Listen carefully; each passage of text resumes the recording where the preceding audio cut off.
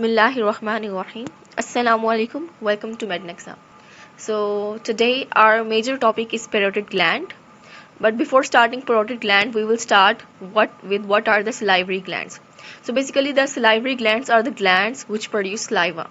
Now there are basically three pairs of major salivary glands that drain the saliva in our oral cavity, and these are the parotid glands, the submandibular glands, and the sublingual glands.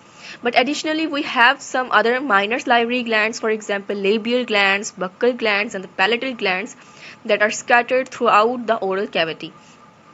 But the major are the three. One is the parotid, second is the submandibular, and the third one is the sublingual gland.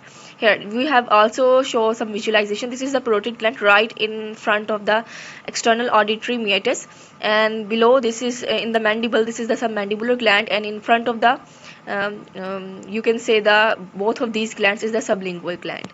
Now we will move towards our major topic, that is basically the parotid gland. Actually, I am suffering from the sore throat, so I excused for any inconvenience. So let's start with the parotid gland. So basically, what are parotid glands? The parotid gland is the largest salivary gland which produces the saliva, and it is mainly composed of the serous acina. That means its major composition is the serous secretion. Okay, the serous is more of a watery secretion. And where is its location? Basically, so it lies in a deep hollow, you can say a fossa below the external auditory meatus, behind the ramus of the mandible, and in front of the sternocleidomastoid muscle. So basically these 3 points you can say visualize or localized its location. So we can also see this from a Snell's diagram. So this is the Snell's diagram that visualizes it. So here you can say it is located below the external auditory meatus, in front of the sternocleidomastoid muscle. This muscle is called the sternocleidomastoid muscle, and you can say behind the lateral surface of the buccinator muscle or the mandible. It is behind the mandible. So this is basically the location of the parotid gland. Now let's move back to our topic. So this is basically so हम next move करते हैं, that is about the facial nerve. So basically you can say a major substance or a major clinical important point in this gland is the facial nerve. Now the facial nerve is actually a cranial nerve, you know. So the facial nerve, it actually passes deep into the substance of the parotid gland, and then it divides the parotid gland into the superficial and the deep lobes. Now in the substance of the parotid gland, this facial nerve will give off 5 branches. As you can see here in this diagram, we can visualize the branches from this picture, that you can imagine that is the palm structure, and that will be the parotid gland, and the 5 branches will be like these 5 fingers. So first one will be the temporal branch to the temporal, then the zygomatic branch to the zygomatic bone, then the maxillary branch to the maxillary bone and to the muscles around the upper lip and the cheek, and then there will be the mandibular branch that will be to the muscles of the lower lip and the chin, and then here you can imagine a cervical branch also. So actually these are the 5 branches given off in the substance of the parotid gland, and the 5th branch will be the cervical branch to the muscles of the neck. Now let's come back to our topic. So these are the 5 branches of the facial nerve given off in the substance of the parotid gland. Now the facial nerve also divides the gland into the superficial and the deep lobes.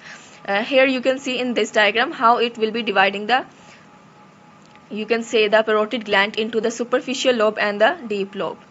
So here from this diagram it is will be very clear. Actually this is, you can say, the parotid gland. So in the parotid gland, this is the facial nerve, that is the largest nerve, you can see here passing through the substance of the parotid gland, and this nerve will be dividing this parotid gland into the superficial lobe, and that will be the deep part. Superficial part is shown below here, and the deep part is shown in the above. Actually this is the inverted picture of the parotid gland. The real picture how the parotid gland is present, you can see in this picture of the Snell's. Here you can actually visualize that how the parotid gland is present. So actually where in the image you are saying that was the inverted image, and here is the correct image. So in correct image, the apex of the gland, it is actually triangular shape of. So the apex of gland is downward, and this is the anterior surface, and you can say this is the lateral surface, and this here shown above is the base. So but in that picture which we were discussing later, that was actually the inverted picture of the parotid gland. Here you can see. So that was actually the inverted picture of parotid gland. And here you can see the upper part, that is the D part of the parotid gland, and the lower part is the superficial part, because actually the base of the parotid gland is present above. Okay, so this was actually the facial nerve, dividing the gland into the superficial and the deep lobe. Now let's move towards our main topic. That will be the facial nerve. So the facial nerve is the completed here. And now about the parotid gland. Parotid gland passes its secretion to the vestibule, you can say, in the mouth through the parotid duct, and the parotid duct is also called the Stenson's duct. Now what is the parotid duct? Actually the course of the parotid duct. The parotid duct emerges from the anterior border of the gland, and then it will pass forward over the lateral surface of the masseter muscle, that is forming actually the cheek of the face, and then passing over the lateral surface of the masseter muscle. This parotid duct will actually, you can say, turn oblique, and it will pass obliquely. So here you can say this enters the buccinator muscle, and then after entering the buccinator muscle it will enter the vestibule. But while entering the buccinator muscle it will, you can say, curve obliquely. So this oblique path will prevent the you can say, the infections like parotitis, pneumoparotitis. Actually the pneumoparotitis is when the air accumulate in the parotid gland. well, like when the path is curved, you can say जब path curve होगा तो हमारे पास क्या होगा कि हमारे पास कम chance होगा कि हम अगर अपना प्रेशर रेज करते हैं ओरल कैविटी में तो वो जो है वो स्टेंसन्स डक्ट या हमारे पास जो पेरोटिड डक्ट है उसके जरिए से जो है वो पेरोटिड ग्लैंड में चला जा सकता है. लेकिन अल्लाह ताला ने जो किया है कि इसको ऑब्लिक पाथ दिया है. जब ये बक्सीनेटर मसल को ऐसे पियर्स करती है तो ये ऑब्लिकली पियर्स करती है और फिर जाके वेस्टिब्यूल के अंदर opposite to the upper second molar tooth ये ओपन हो जाती है. लेकिन ये ओब्लिक पाथ क्या होता है, इसकी बहुत सारी क्लिनिकल इंपॉर्टेंस है कि ये ओब्लिक पाथ हमारे पास प्रिवेंट करता है कि एयर एक्यूमुलेशन ना हो. अगर इसी तरह कोई ओरल कैविटी का इन्फेक्शन है, कोई बैक्टीरिया है, तो वो हमारे पास अगर डायरेक्ट सीधा पाथ पे होगा तो वो ज़्यादा चांसेस हैं कि हमारे पास वो मूव कर जाए toward from the parotid duct to the parotid gland.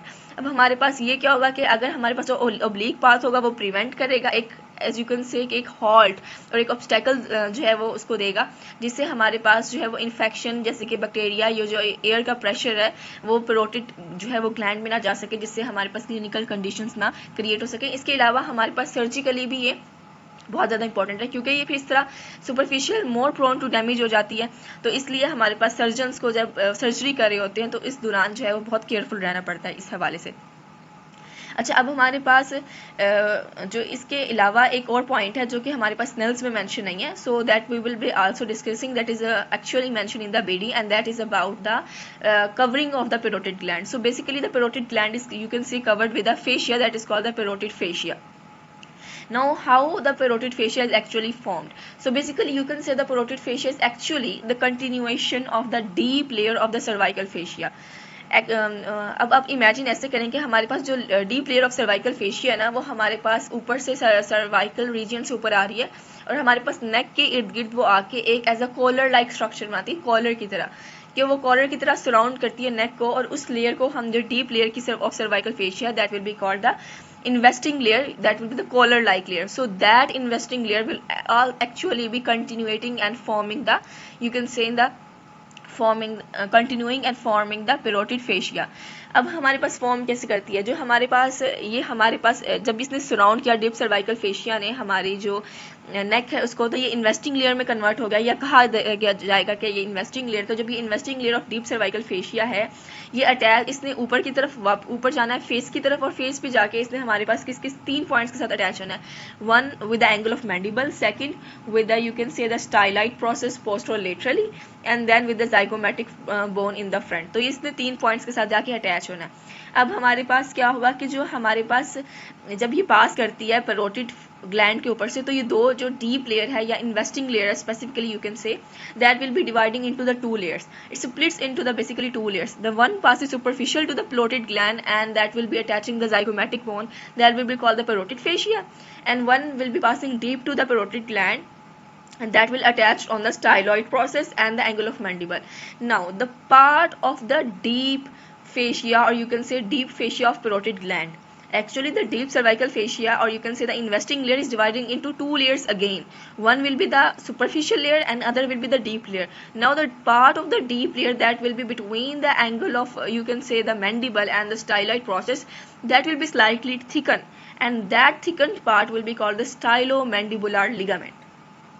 You can also see this and visualize this from this above picture, that the later picture that the latter picture we've discussed right now.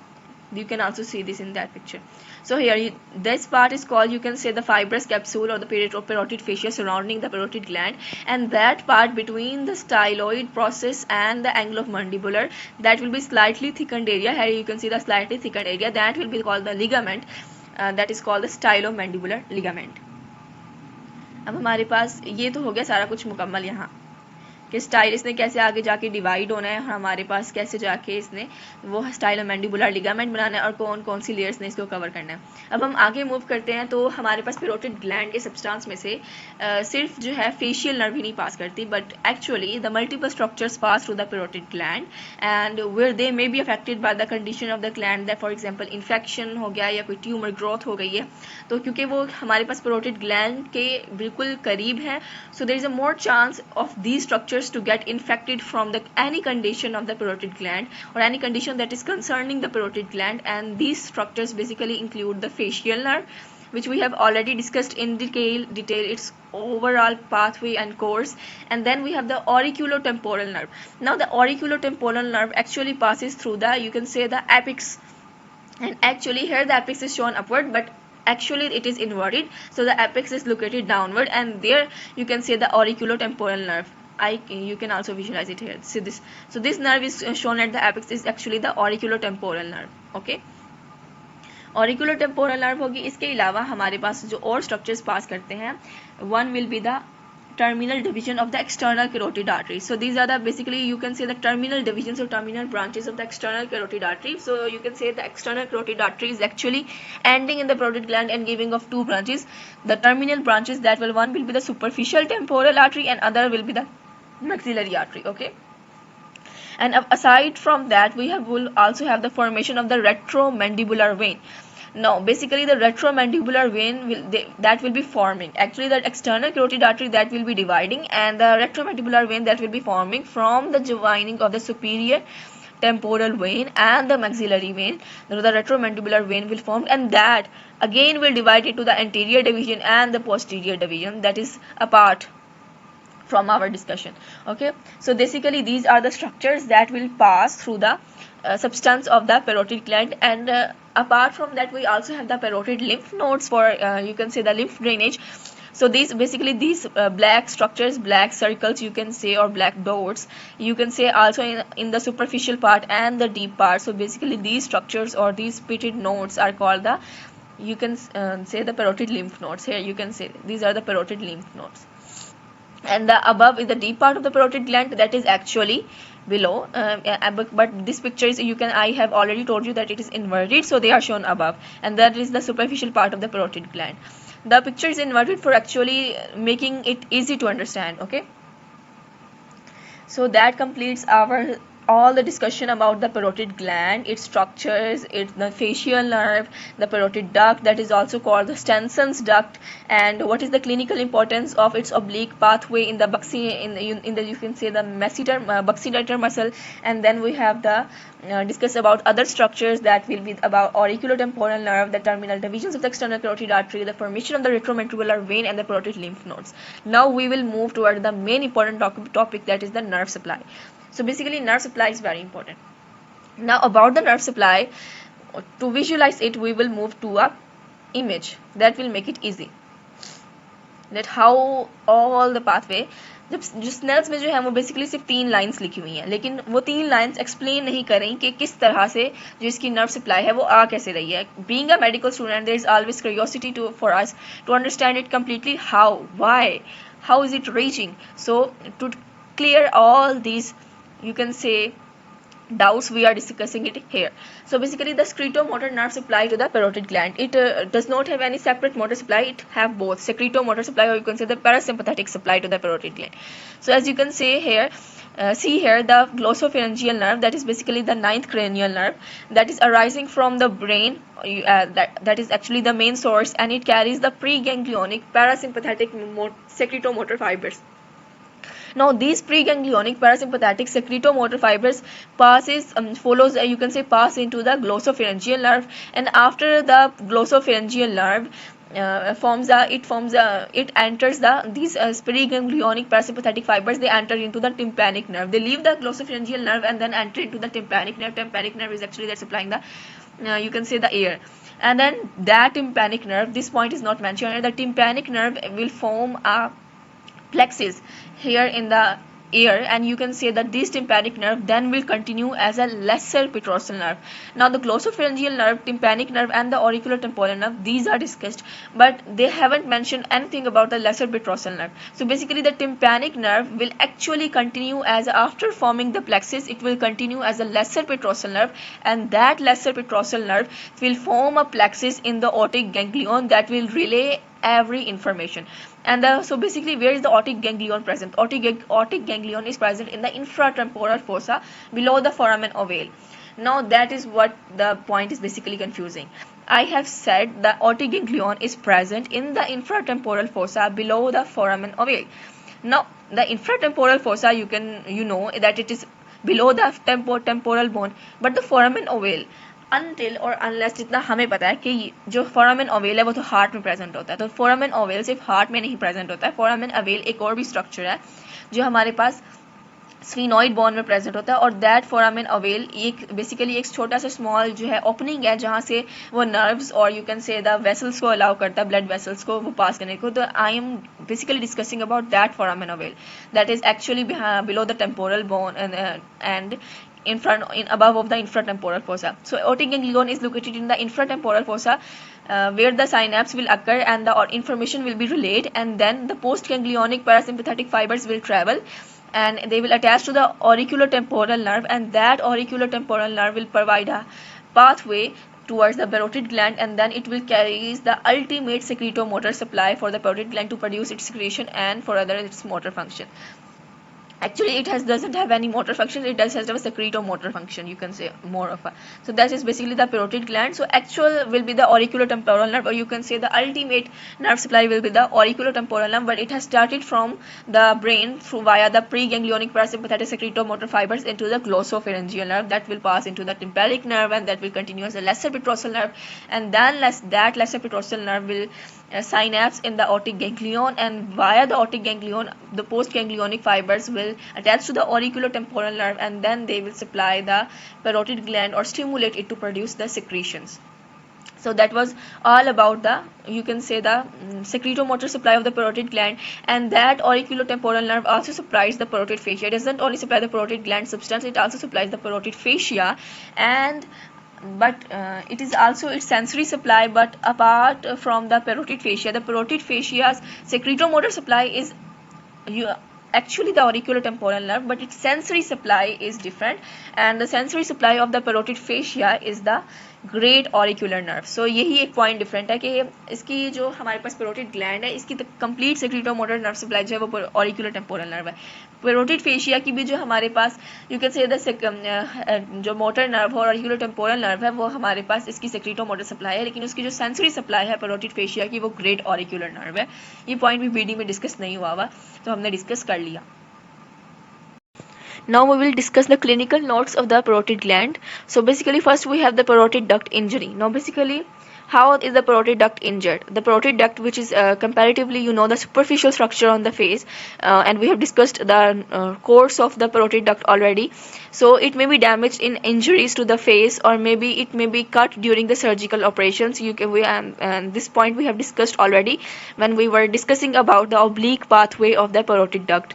So it can be cut during the surgical operations or can be damaged. So the duct is so that may lead to the parotid duct injury, and when the parotid duct is injured, the secretions will be halted and the clinical condition will appear. So basically the parotid duct is 2 inch or you can say 5 centimeter long. That is very important from the MCQ's point of view, and passes forward across the masseter about a finger breadth below, you can say, the zygomatic arch.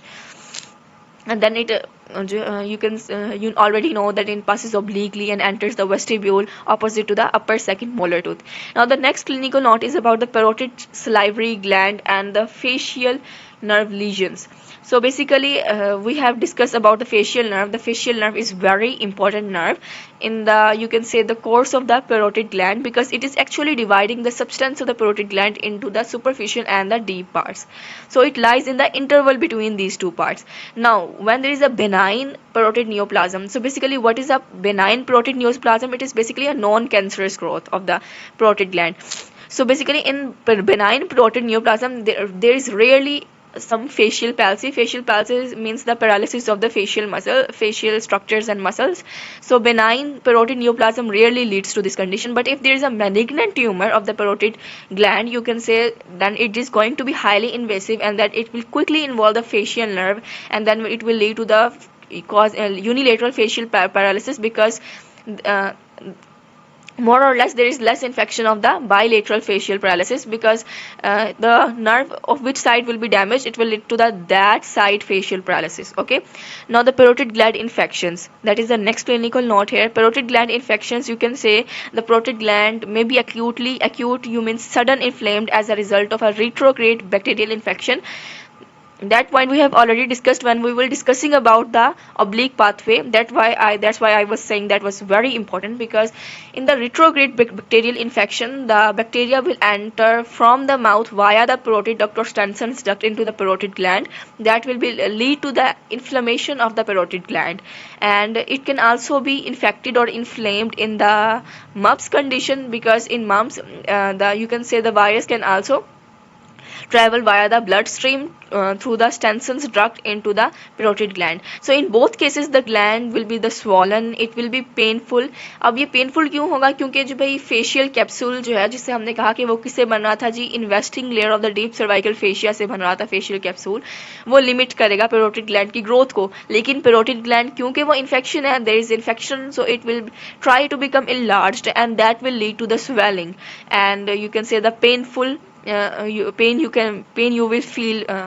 So the swollen glenoid process. Now what is the swollen glenoid process? Actually the parotid gland gives off many processes in the, you can say, the hollow where it is located. So one of that process is the glenoid process, and the glenoid process is actually behind the temporomandibular joint, where the temporal bone and the mandibular bone is forming a joint, and that the swollen glenoid process will be responsible for the acute parotitis. Acute parotitis, you can say, the sudden inflammation of the parotid gland that will lead to the pain during the eating, because it will the swollen glenoid process, it will halt the movement of the jaw, and you can say of the other muscles of the located at that position. So that will be leading to the acute parotitis. Now the last clinical note that is very important, that is about the Frey syndrome.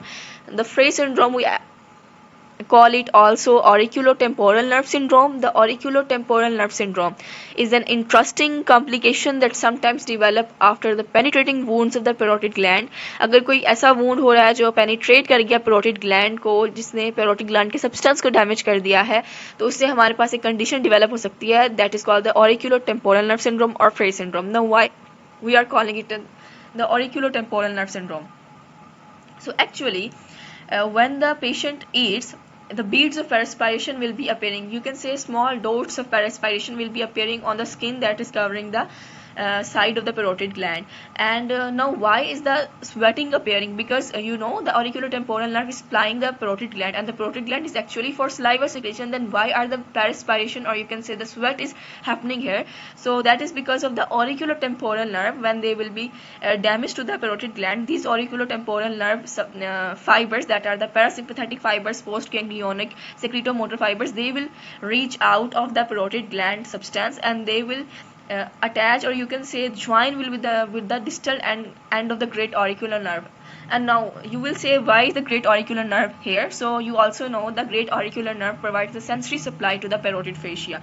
So that's why the great auricular nerve will also be in the relation to the auriculotemporal nerve that you can also see here, that is the auriculotemporal nerve, and the great auricular nerve is located in close relation to it. So the fibers of the auriculotemporal nerve, they will join the distal end of the great auricular nerve, and then they will reach out of the parotid gland substance to the facial muscles, and in the facial muscles they will reach the sweat glands, and after reaching the sweat glands, the stimulus that will be coming from the brain via the glossopharyngeal nerve for actually the saliva secretion, that will that stimulus will cause the stimulation of the sweat glands, and that will lead to the beads of perspiration appearing on the skin while you are eating, because during eating there is a stimulus for the saliva, and that's why during eating, instead of saliva production, there will be the beads of perspiration or the sweat appearing on that surface. So that was all about the parotid gland, its nerves, its substance, its parotid duct, its nerve supply, and its all clinical complications or clinical conditions that are related to the parotid gland. Thank you so much. Do share, like, and comment, and don't forget to subscribe our channel for more informative videos. Thank you so much. Allah Hafiz.